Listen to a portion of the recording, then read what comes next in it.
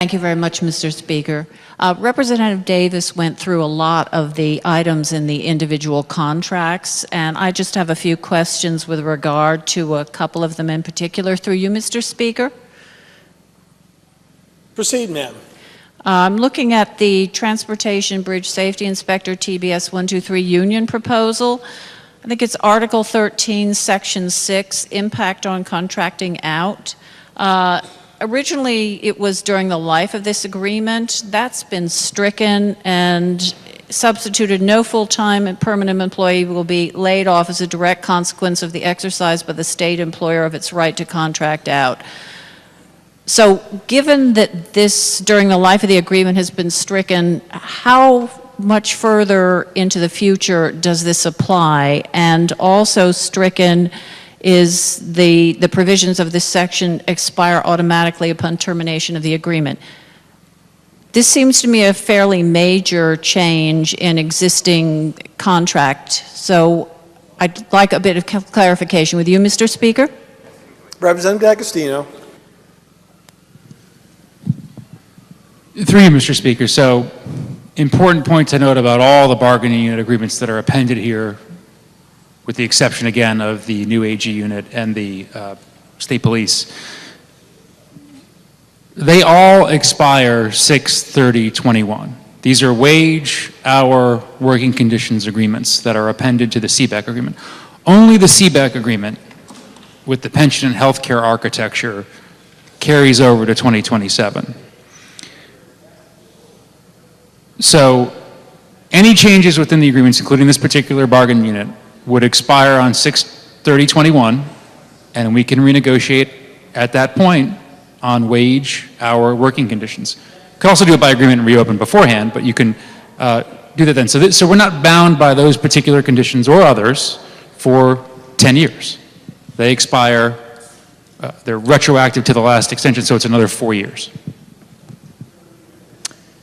Representative Cheeseman. Through you, Mr. Speaker. Now, when we look at an OFA analysis of this, would an OFA analysis take into account the savings we might have achieved from contracting out, from which we are now forbidden? Through you, Mr. Speaker. Representative D'Agostino. So, just to be clear, that prohibition on contracting has been in effect for, I think, actually, for that unit 3 decades. So that same language is stricken, that's carried over from the prior agreement and the prior agreement and the prior agreement before that. That is not a new change for that bargaining unit. Representative Cheeseman. Thank you for that explanation. The next part I'm looking at is Article 11, I guess, Section 2, with regard to the 40-hour work week. And pardon my ignorance as a relatively new legislature. So the standard state work week is 35 hours. Through you, Mr. Speaker. Through you, Mr. Speaker. No, it's 40. If I'm reading this section correctly, it says there'll be bargaining or there'll be consultations with regard to increasing the standard work week to 40 hours in this particular bargaining unit. I'd just like to get some clarity on that. Through you, Mr. Speaker. Through you, Mr. Speaker. So there might be 2 or 3 units, I don't know the number off the top of my head, where it is less than 40, where it's 37 and a half or so. This is probably one of them. So there's bargaining if we're going to increase them to 40. But for the vast majority of state employees, it's 40 hours. Representative Cheeseman. All right, thank you. And I guess with regard to this particular contract, my last questions pertain to Article 21, Section 4. And I see that the amount of paid sick leave and family leave in the event of a family member illness has been doubled. Has the OFA factored these changes into their analysis? Through you, Mr. Speaker. Representative D'Agostino. Through you, Mr. Speaker. So let me just break that question up a little bit because there's an overall change and then there might be a particular bargaining unit change. I can't comment off the top of my head with respect to any particular bargaining unit increase in sick bank total hours. That may be unique to that unit where they bargained for an increase in total sick time. Throughout the entire agreement, every bargaining unit, there is a change with respect to the use of sick time for a sick immediate family member. That is new. That's everybody, not just this particular bargaining unit. I want to be very clear about that. No one gets additional time in any unit agreement for family leave. So you can use whatever your current sick bank is. Let's say you've got 20 hours. You can use it if you're sick, or now if an immediate family member is sick and you've got to take care of them, you can use that time for that purpose. But it does not add any time. Now, this particular bargain unit, there may have been also an additional increase in the total hours of sick unit time. I'll check into that, but I'm talking about the overall change with respect to the use of sick time. Representative Cheeseman. Okay, I would welcome some clarification on that, because it says it's up to and is stricken 5, up to 10 days of paid leave, and in Article 43, Section 5, in the event and critical is removed, it's again, 5 is stricken and up to 10. So I would really appreciate some clarification on that, Mr. Speaker.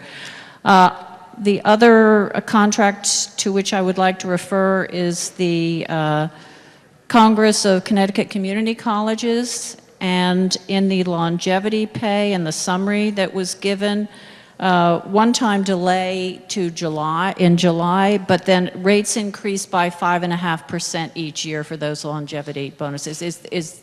Again, I understand there are different agreements in individual bargaining units, but is this the case for that bargaining unit? They are seeing an increase in longevity pay of up to 5.5% a year. Through you, Mr. Speaker. Representative D'Agostino. So again, Mr. Speaker, you've got that overall architecture change that we talked about, where the longevity payment is delayed to the following fiscal year. That's for every bargaining unit where there's an employee getting longevity pay. I'll note that those numbers are low. I can pull those. It's not like every state employee gets longevity pay. And in this particular bargaining unit, it sounds like there is an increase for that particular year with respect to the longevity pay that was bargained for. And again, that's all costed out by OFA, by the actuaries in the runs that we've seen. Representative Cheeseman. So again, referring to the same contract, increase in sabbatical days to 26 from 10. There are other things that refer to creating a sick leave bank. From my reading of the contract, it appears that they are still able to carry over until retirement 240 paid sick leave days. Has there been any change to the carryover of sick leave through the terms of this new agreement? Through you, Mr. Speaker. Representative D'Agostino.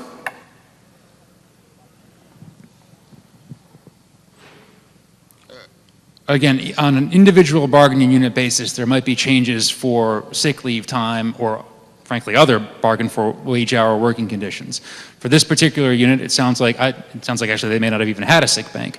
But whatever was in effect, it sounds like is staying in effect for this particular bargain unit. Again, nothing new. So it's not like you're seeing in these, as I mentioned before, some sort of surprise or trap with respect to a bargain unit where all of a sudden we're creating an additional $20 million in liability for a particular bargaining unit through a longevity or sick. These are all concepts that have existed for, I want to say at least more than a decade, probably longer than that, when it comes to something like a sick leave bank. So that's nothing new. If there's tweaks around the edges, again, that's all embedded in that $2 million annual cost. Representative Cheeseman. Thank you very much, Mr. Speaker. I appreciate that they're all little things around the edges, but what is it? It was Reagan said, you add it up and all of a sudden it adds up to real money. I think part of the problem is that we have just tweaked, that we haven't made. Yes, there's some wonderful things in here, and there's some ideas in here that I know were in my caucus's proposals, but I've carefully monitored, as I think is my duty as a legislator, the emails and contacts I've had with my constituents, and their concern and their concerns are my concerns, and the concerns voiced by many of the members in the chamber on both sides, that going forward, we can't afford to repeat the mistake that was made 20 years ago or 5 years ago in terms of extending agreements that have been unaffordable for many years. As other representatives have said, the only places we're going to be able to make changes are either taxing our already heavily taxed citizens and businesses or cutting from those areas that are already suffering under our inability to create a sustainable economy in Connecticut. So yes, there are great things in this agreement. I wish I could stand up here and say I can wholeheartedly support them, but I don't feel it goes far enough. And I look forward to hearing the rest of the conversation, but I think we can do more, and the citizens of Connecticut deserve more. Thank you very much, Mr. Speaker.